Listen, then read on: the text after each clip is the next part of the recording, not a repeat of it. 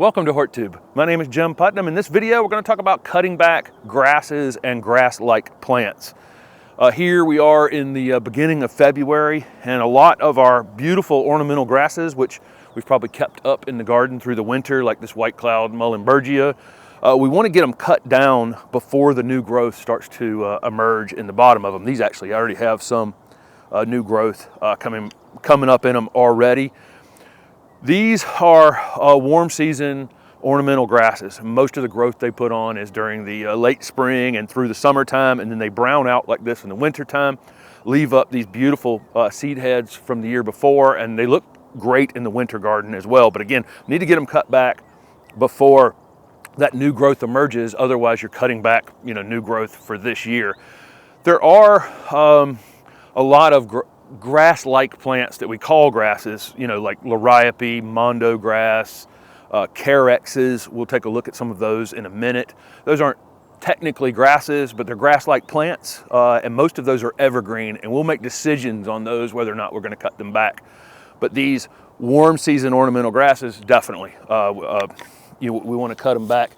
You can take something like this mullenbergia right here and just hold it together like this, and just wrap something around it, around the base of it, just like this. I can take this bungee cord, and on this particular one, I can wrap it around 2 times, just like that. You see that? In fact, if you want to, in your garden, if these are a bit untidy, depending on the variety of grass that you're actually growing, if they're untidy in the garden, you can actually do this to them and keep them up during the winter. You don't have to necessarily to make them that tight, but you can bring them up and make them look slightly tidier in the winter garden. And then when you're ready to prune them, I can just go right below this and just take it off just like that. And look how easy this is to dispose of, just like that. Okay, I've got all this material which can go on the compost pile. That's the technique that I use. I'm trying to get it done before a lot of the new growth comes up. These had actually already started growing a bit here over at the Raleigh Rose Garden. This view you're looking at is at the Raleigh Rose Garden, and there's always been a terrible drainage problem here. This rose garden is lower than the whole surrounding community. A lot of water down here, and they came in here in the last few years and have started collecting the water and just done an incredible job of turning what is waterworks into a really beautiful, really incredible garden here. Pretty much everything that's in here is native, except for there's a few distilleum and a couple things aren't, but for the most part, this is almost all native grasses. There are some sedges down in the bottom, which need to be cut back now. There's some blue stem, which is a native grass. That would be another one you'd be cutting back now. The mullenbergia, the white cloud mullenbergia, which looks so beautiful back there. But look how they've left all the perennials up here. And you would think this would be an untidy look, but it actually looks amazing all winter. The birds have been able to take advantage of it. Some of our native pollinators can live in the stems, the hollow stems of some of these perennials and in these grasses. And so, keep that in mind. Untidy doesn't necessarily mean ugly. What I just showed you on the mully grass, holding it together, cutting it off, you don't have to hold it together, but if you hold it together, it's certainly easier to clean up. And that can be a piece of string or any kind of bungee cord, doesn't really matter. But what I showed you over there, I don't need to show you again, because literally it's every ornamental grass that goes dormant like that in the wintertime. Those warm season dormant grasses that go literally dormant in the winter, and they're growing like crazy during the summer months. And that's going to be pennisetum and miscanthus and pampas grass and blue stem, big blue stem, little blue stem, pretty much any ornamental grass that goes dormant at that time of the year. Next category is these grass-like plants, liriope being one of them. That's evergreen, but it can look a little ratty year to year. And so you can make decisions on liriope on a year-to-year basis. So this is variegated liriope, but this one has a lot of leaf spot issues on it. If Steph gets in here close, we can see damage in the foliage from last season. If you'll see all that spotting on the leaves right there. This is one that I want to cut back and actually dispose of the foliage. So, and not put it right not drop it right in place. I'm a big chop and drop fan. You know, I like to chop perennials back, chop grasses back, just leave it all where it is, let them fertilize themselves. But this kind of material, if you have diseased material, whether it's a grass or a shrub or whatever, when you're cutting them, it's best to, you know, get rid of it. And so this liriope, I would cut down and dispose of this foliage. It can be cut down a lot of different ways. This clump is so big that it might not be a lawnmower cut back at this point, but a lot of times you can just put your lawnmower on the highest setting, run that over it. You can use a weed eater. You can use a pair of hedge shears, just like I showed you on the Mullenbergia over there. It wouldn't really matter what it is, but you just go down. I didn't really talk about over there. I leave those up maybe a little less than, probably 25% of the height of that grass to a third of the height of that grass is probably what I'm leaving behind. And I'll do the exact same thing on this liriope. I'll just come in here and take it back to where, again, it's about a third the height it is now. I'm in a public space, so I'm not going to cut these back, but just showing you, just off with their heads. Again, if you can do it with a lawnmower, it's super, super easy. Next up, another interesting one. This is sweet flag. Carex. This is another one that is an evergreen grass-like plant, and you know, the question about cutting it back is how it looks coming out of winter. And so we've actually had a little bit of winter in this area in Raleigh, North Carolina this winter, and this one looks a little worn out. And so again, I'm going to take my hedge shears and just cut this down to about a third in height. It's not diseased or anything, and so I can just take this and put it in the bed if I wanted to, or you know, put it on a compost pile, whatever you want to do. But I'm making the decision just based on what it looks like at the end of winter. If it still looks good, you can just leave it.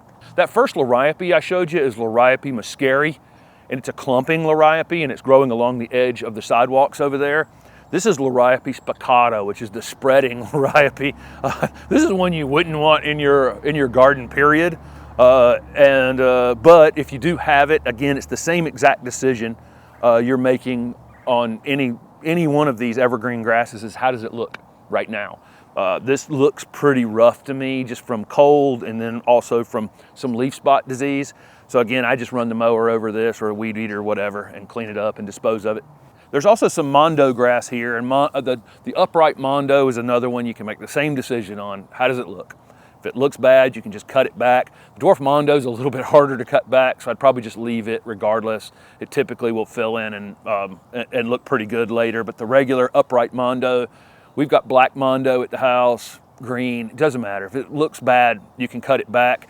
There's some Rhodia japonica right here, and although this is a video where we're talking about some grasses, the Rhodia, and there's the berries on the Rhodia. It's such a great shade ornamental plant. This is think about these as like evergreen hosta that the deer don't eat. And then they have those little fruit down in the bottom. The Rhodia right now, any foliage that looks kind of tattered like that one, you can cut it down to the bottom of the plant. These you do selective pruning on typically. You can just clean up any old foliage. There's some cast iron plants just to the right of that. This is another one, again, not a grass, but you know, we kind of use them in a similar fashion. In shade garden, that little tattered leaf, we would just cut it right back to the ground before the new growth starts on it. Anything that looks pretty fresh from last year, you can just leave it up.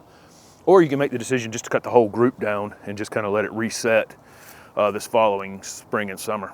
Our ornamental grasses and grass-like plants can definitely be divided into categories. You have the warm season ones, like the mully grass that I showed, and again, pampas grass, miscanthus, pennisetum, so on and so forth. Haconocloa would be another example of that. Those are the ones that grow most vigorously during the late spring, summer, and then turn brown in the winter. Some will stay up big and tall, like the mully grass that I saw, and then you might have the Haconocloa, which will just kind of melt back. All of those can be cleaned up.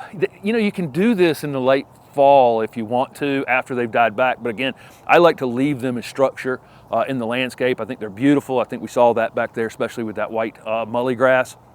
And then you got a cool season group of grasses, which would include fescue would be in that group, including like the blue ornamental fescue that folks use. Those tend to grow the best in the spring and in the fall, and you know, can look a little bit rough during the summertime. And then we have these evergreen grass-like plants, liriope, mondo grass that I've shown, and all the Carexes. And this Carex, this is Everillo Carex, really quite striking all summer long.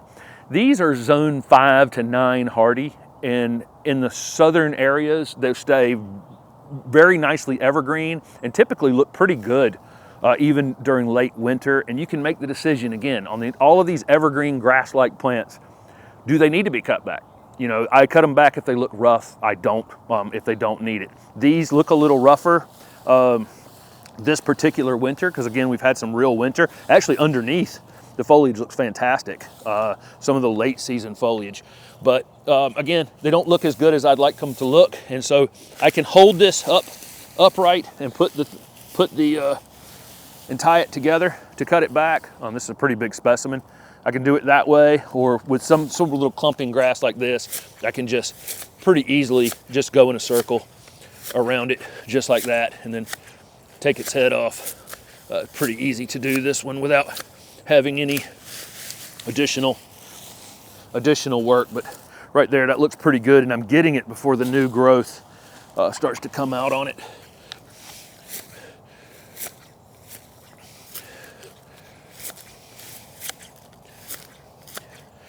But that's really all that needs to be done. This foliage is very clean, and so if I want to, I can just, I'm about to mulch out here, I can just spread this out in this bed and then mulch over it later on.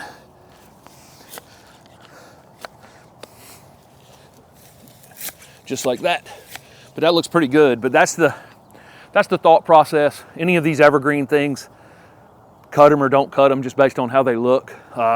You can go on an every other year, every third year basis. The others, I like to let them stand. The ornamental grasses that go to sleep in the wintertime, they do look great in a winter garden, and keep in mind that there may be birds using them. There may be some of our, especially on our native species of ornamental grasses, they may be used by other native pollinators and that kind of thing during the winter months. But you do need to get them kind of cut back and cleaned up by, before a lot of the new growth starts. And that's going to depend on where you are. Here in Zone 7B in Raleigh, I'm doing this in February for sure. If you're in more northern areas, you can leave them for a little while longer. I'm going to get a question on when to divide all of these things. They're best divided when they're actively growing. Okay, so this is not necessarily the best time to be popping them out of the ground and dividing them. I would wait probably until, again, they're a little more actively growing during the spring in through about midsummer. That's the sweet spot for popping these out of the ground.